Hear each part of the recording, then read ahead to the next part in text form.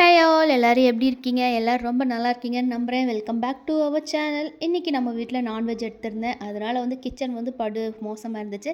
இன்றைக்கி என்னோடய night time kitchen clean பண்ணுறது எந்த மாதிரி இருக்கும் அப்படிங்கிறத ஒரு வீடியோவை ஷேர் பண்ணியிருக்கேன். கொஞ்சமாவது யூஸ்ஃபுல்லாக இருக்கும் நம்புகிறேன். வீடியோ ஸ்கிப் பண்ணாமல் கடைசி வரைக்கும் பாருங்கள். வாங்க வீடியோக்குள்ளே போகலாம். எப்போவுமே நான்வெஜ் எடுத்துட்டேன் அப்படின்னா ஈவினிங்கோ இல்லை நைட்டோ இந்த மாதிரி ஃபுல்லாக டீப் க்ளீன் பண்ணி எடுத்துட்டோம் அப்படின்னா அடுத்த நாள் காலையில் கிச்சன் பார்க்க ரொம்ப பளிச்சுன்னு இருக்கும். ஏன்னா நம்ம நான்வெஜ் செய்யும்போது அதிகமான பாத்திரம் யூஸ் பண்ணுவோம், அதிகமான மசாலாஸ் அந்த மாதிரிலாம் யூஸ் பண்ணும்போது கிச்சன் ரொம்பவுமே மெஸ்ஸியாக இருக்கும். அதனால் கொஞ்சம் டைம் எடுத்து ஒரு 15 to 20 மினிட்ஸ் டைம் எடுத்து நம்ம க்ளீன் பண்ணோம் அப்படின்னாலே கிச்சன் நல்லா பளிச்சுன்னு இருக்கும். ஒரு நாளில் நம்ம அதிகமாக இருக்க இடம் எது அப்படின்னு பார்த்தா கிச்சன் தான். அந்த கிச்சனை எவ்வளோ நீட் அண்ட் க்ளீனாக மெயின்டைன் பண்ண முடியுமோ அவ்வளோ தூரம் மெயின்டைன் பண்ணிக்கிறது நம்மளுக்கு ரொம்பவுமே நல்லது. நம்ம நைட்டே எல்லாமே ஃபுல்லாக க்ளீன் பண்ணி வச்சுட்டோம் அப்படின்னா காலையில் எந்திரிச்சோடனே குக் பண்ணும்போது ரொம்பவுமே ஈஸியாக இருக்கும். அதே நைட்டு க்ளீன் பண்ணாமல் காலையில் எந்திரிச்சோடனே நம்ம போய் பார்த்தோம் அப்படின்னா அந்த கிச்சன் க்ளீனாக இல்லை அப்படின்னாலே நம்ம மூட் ஸ்பாயில் ஆகிடும். அன்றைக்கி டே ஃபுல்லாகவுமே அதே மாதிரி போகிற மாதிரி இருக்கும். அதனால் இந்த மாதிரி க்ளீன் பண்ணி வச்சுட்டு காலையில் எந்திரிச்சு போய் குக் பண்ணோம் அப்படின்னா அந்த டேவே நல்லா ஹாப்பியாக மூவ் ஆகிற மாதிரி இருக்கும். அதனால் நான் இது எப்பயுமே ரெகுலராக மெயின்டைன் பண்ணிக்குவேன். ரொம்ப சோம்பேறித்தனமாக இருந்துச்சு அப்படின்னா கூட துடைக்க முடியலனாலும் டஸ்ட் பண்ணிட்டு போய் படுத்துக்குவேன். அப்போ தான் காலையில் எந்திரிச்சோடனே கிச்சன் பக்கம் கொஞ்சமாவது பளிச்சுன்னு இருக்கும். இன்றைக்கி எல்லா வேலையுமே முடிஞ்சது. எல்லாமே டின்னர் சாப்பிட்டு போய் படுத்துட்டாங்க. அதனால் கிச்சனை க்ளீன் பண்ணிடலான்னு சொல்லிவிட்டு அந்த வேலையில் இறங்கியாச்சு. ஃபஸ்ட்டு கவுண்டர் டாப் மேலே இருக்க பாத்திரம் எல்லாத்தையுமே எடுத்து சிங்கில் போட்டு வச்சுட்டேன். சிங்கில் போட்டு வச்சுட்டு பாத்திரத்தை கழுவுற இடத்தையுமே நல்லா க்ளீன் பண்ணி எடுத்து வச்சுட்டேன். இங்கே சால்ட் வாட்டர் தான் அப்படிங்கிறதுனால அதிகமான உப்பு படிஞ்சிருக்கட்டும் நம்ம நிறையவே பார்க்குற மாதிரி இருக்கும். நம்ம இந்த மாதிரி ரெகுலராக கிச்சன் மெயின்டைன் பண்ணிக்கிட்டே இருந்தோம்னா வாரத்தில் ஒரு நாள் ஒரு 15 to 20 மினிட்ஸ் நம்ம ஸ்பெண்ட் பண்ணால் போதும் கிச்சனை ஃபுல்லாக டீப் க்ளீன் பண்ணி எடுத்துடலாம். நம்ம ரெகுலராக மெயின்டைன் பண்ணாமல் விட்டுட்டோம் அப்படின்னா அது ஒரு பெரிய வேலையாக ஒரு நாள் ஃபுல்லாக இழுக்கிற மாதிரி ஆகிடும். அதனால் நான் எப்பயுமே இந்த மாதிரி சின்ன சின்னதாக பிரித்து செஞ்சுக்குவேன். நம்ம ரெகுலராக ஒரு வேலை செஞ்சுக்கிட்டே இருக்கும்போது நம்ம ரெகுலர் ஷெட்யூலில் அதுவே ஒரு வேலையாக மாறிடும். தனியாக செய்கிறோம் அப்படிங்கிற ஒரு ஃபீலும் இருக்காது.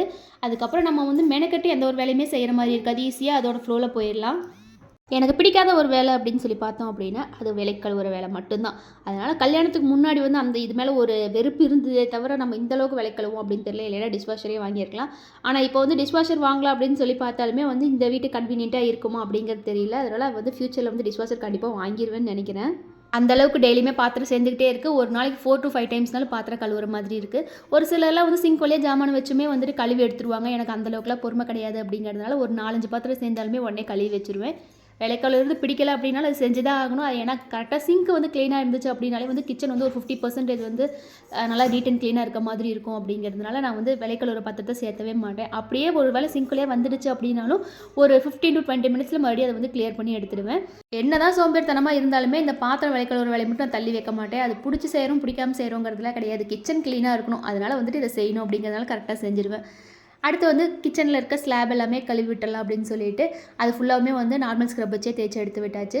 எப்பயுமே அந்த அடுப்பு துடைக்கும் போதே அது பக்கத்தில் இருக்க வாளே நான் துடைச்சி எடுத்துருவேன். ஏன்னா அதுக்குன்னு தனியாக பண்ண முடியாது அப்படிங்கிறதுனால இது ரெண்டையும் ஒன்றாவே சேர்த்து செஞ்சுருவேன். ஆயில் அதிகமாக தெரிஞ்சிருந்துச்சு அப்படின்னா லைட்டாக ஹாட் வாட்டர் ஸ்ப்ரே பண்ணிக்கலாம். ஆனால் எனக்கு இப்போ தான் கொஞ்ச நேரத்துக்கு முன்னாடி குக் பண்ணேன் அப்படிங்கிறதுனால நான் அப்படியே ஸ்க்ரப் பண்ணி எடுத்துக்கிட்டேன். நெக்ஸ்ட்டு சிங்க் ஃபுல்லாகவே ஜாமான்லாம் கழுவி எடுத்ததுக்கப்புறம் அந்த சிங்கோட ஹோலில் சுடுதண்ணி ஊற்றி விட்டுருவேன் ஒரு ஜக் வழியாக. அடுத்து எப்பயுமே எப்பவும் போல் கவுண்டர் டாப் ஃபுல்லாக க்ளீன் பண்ணி எடுத்துடணும். நார்மல் ஸ்க்ரப் போட்டாலே போதும் அப்படிங்கிறதுனால இன்றைக்கி வேலை கொஞ்சம் ஈஸியாகவே முடிஞ்சிடும். எப்பவும் யூஸ் பண்ணுற லிக்விட்லேயே நார்மல் ஸ்க்ரப் பண்ணி விட்டு எடுத்துகிட்டு அதுக்கப்புறம் ஒரு நல்ல ஈரத்துணி வச்சு தொடச்சி எடுத்துட்டோம்.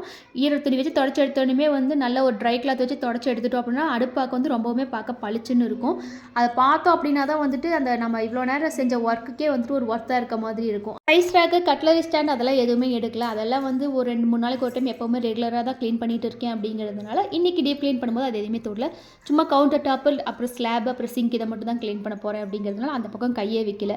எப்போவுமே கிச்சனில் போய் நம்ம ஒரு வேலை செய்யணும்னு எடுத்தால் நம்மளே அறியாமல் ஒரு வேலை தொட்டு வந்துடுது. அப்படிங்கிறதுனால இன்றைக்கி இந்த வேலை தான் செய்யணும்னு ஃபிக்ஸ் பண்ணிகிட்டே போயிடுறது. அப்போ தான் ஒரு 20 மினிட்ஸ் டைம்குள்ளே போகிறோம் அப்படின்னா அந்த டைம்குள்ளே முடிச்சுட்டு வெளியே வர மாதிரி இருக்கும். ஒரு வேலையை ரொம்ப நேரம் இழுத்து செஞ்சுக்கிட்டே இருந்தோம் அப்படின்னா அந்த வேலை போர் அடிக்க ஆரம்பிச்சிடுது. அப்படிங்கிறதுனால சின்னதாக பிரித்து இந்த மாதிரி செஞ்சுக்கிறது. இன்றைக்கி ஃபுல்லாகவே க்ளீன் பண்ணிவிட்டேன் அப்படின்னா நாளைக்கு காலையில் எழுந்திரிச்சோன்னே குக் பண்ணுறதுக்கு ரொம்பவுமே ஈஸியாக இருக்கும்.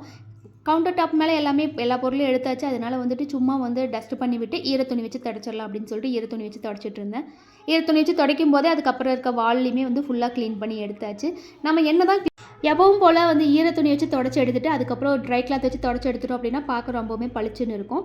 நான் ஒரு நாள் சாம்பிராணி வச்சுருவேன். இது எல்லாமே தொடச்சி முடிச்சதுக்கப்புறம் சாம்பிராணி வைப்பேன். இன்றைக்கி நான் கம்ஃபர்ட் வச்சு இன்னொரு டைம் லைட்டாக தொடச்சி விட்டுறலாம் அப்படின்னு சொல்லிட்டு கம்ஃபர்ட் எடுத்து வச்சுருக்கேன். நம்ம கம்ஃபர்ட் போட்டு தொடச்சி எடுத்துட்டோம் அப்படின்னா அந்த கிச்சன் ஃபுல்லாகவுமே அந்த கம்ஃபர்ட்டோட ஸ்மெல் ரொம்ப சூப்பராக இருக்கும். காலையில் கிச்சனுக்கு வரும்போதே அந்த ஸ்மெல் நம்மளை நல்லாவே வெல்கம் பண்ணும். அப்படிங்கிறது ஒரு சில நாள் என்னைக்காவது யோசிச்சுட்டு ரெகுலராக வேலை செஞ்சுக்கிட்டே தானே இருக்கும். இன்றைக்கி ஒரு நாள் எந்த வேலையுமே செய்ய வேணாம், கொஞ்சம் ரெஸ்ட் எடுத்துக்கும் அப்படின்னு சொல்லிட்டு போய் படுத்துட்டோம் அப்படின்னா, நம்ம மனசே இதை திரும்ப திரும்ப யோசிச்சு நம்மள ஒரு ஸ்ட்ரெஸ்ஸுக்குள்ளே கொண்டு போய் விட்டுரும். அதனாலே வந்துட்டு வேலை செய்யணும்னு இருந்துச்சு, அதை முடிச்சுட்டு போய் படுத்துக்கிறது. ஒர்க் எல்லாமே முடிச்சாச்சு. ஃபுல்லாக ஸ்லாப் ஃபுல்லாக க்ளீன் பண்ணியாச்சு. நெக்ஸ்ட்டு சிங்க்குமே ஃபுல்லாக தொடச்சி விட்டுட்டு அடுப்புமே தொடச்சி எடுத்தாச்சு. எல்லாத்தையுமே வந்து ஈரத்துணி வச்சு தொடச்சிட்டு அதுக்கப்புறம் ட்ரை கிளாத் வச்சு தொடச்சி எடுத்துட்டோம் அப்படின்னா வந்துட்டு பார்க்க செம பளிச்சுன்னு இருக்கும். நெக்ஸ்ட் வந்து கம்ஃபர்ட் போட்டு தொடச்சிடலான்னு சொல்லிட்டு கம்ஃபர்ட் எடுத்தாச்சு. கம்ஃபர்ட் போட்டு தொடச்ச உடனே வந்துட்டு அந்த ஸ்மெல் வந்து ரொம்ப சூப்பராக இருக்கும். இது வரைக்கும் நீங்கள் ட்ரை பண்ணி பார்க்கலாம் அப்படின்னா கண்டிப்பாக ட்ரை பண்ணி பாருங்கள். எவ்வளோ நேரம் நம்ம வேலை செஞ்சாலுமே கடைசியாக நம்ம கிச்சன் க்ளீனாக பார்க்கும்போது வந்துட்டு ஒரு நல்ல சாட்டிஸ்ஃபைடு ஃபீல் கிடைக்கும். அந்த ஃபீல் கிடச்சிருச்சு அப்படின்னா வந்து நம்ம நிம்மதியாக போய் அடுத்த வேலையை செஞ்சிடலாம். நான் டெய்லியுமே இப்படி தான் பண்ணுவேன். ஆனால் வந்து 20 மினிட்ஸ் மாதிரி எடுத்துக்க மாட்டேன். ஒரு 5 to 10 மினிட்ஸ்க்குள்ளே வந்துட்டு எல்லாமே பண்ணிவிட்டு நம்ம படுத்துக்குவோம். இன்றைக்கி வந்து நான்வெஜ் செஞ்சு கொஞ்சம் டைம் அதிகமாக எடுத்துருச்சு. எப்போவுமே நைட்டு படுக்கிறதுக்கு முன்னாடி நம்ம இந்த மாதிரி கிச்சனை ஃபுல்லாக க்ளீன் பண்ணி வச்சுட்டோம் அப்படின்னா காலையில் எந்திரிச்சு பார்க்கும்போது கிச்சன் வந்து பயங்கர சுத்தமாக இருக்கும்.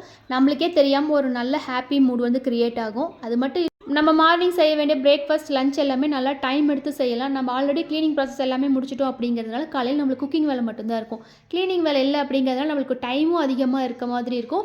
நம்மளுக்காக கொஞ்சம் டைம் ஸ்பெண்ட் பண்ணிக்கிற மாதிரியும் இருக்கும். கிச்சனில் எல்லா ஒர்க்குமே முடிஞ்சிருச்சு. இதுக்கப்புறம் ஃப்ரெஷ்ஷப் ஆகிட்டு போய் தூங்க வேண்டியதான். ரொம்ப டயர்டாக இருக்குது அப்படிங்கிறதுனால ஒரு கப் காஃபி போட்டு குடிக்கலான்னு சொல்லிட்டு காஃபிக்கு ப்ரிப்பேர் பண்ண ஆரம்பித்தாச்சு. நைட் டைமில் காஃபி குடிக்கிறது ரொம்பவுமே தப்பு. ஆனால் வந்துட்டு இப்போ ரொம்ப டயர்டாக இருக்குது அப்படிங்கிறதுனால நான் குடிச்சிக்கிறேன். நம்ம இப்போ வீடியோவோட எண்டுக்கு வந்தாச்சு. இது வரைக்கும் நம்ம சேனலை யாராவது சப்ஸ்கிரைப் பண்ணாமல் பார்த்துட்ருக்கீங்க அப்படின்னா மறக்காமல் சப்ஸ்கிரைப் பண்ணிக்கோங்க. இந்த வீடியோ கொஞ்சம் யூஸ்ஃபுல்லாகவும் கொஞ்சம் என்டர்டெயின்மெண்ட்டாகவும் இருக்கும்னு நம்புகிறேன். இதே மாதிரி இன்னொரு வீடியோவில் பார்க்கலாம். பாய்.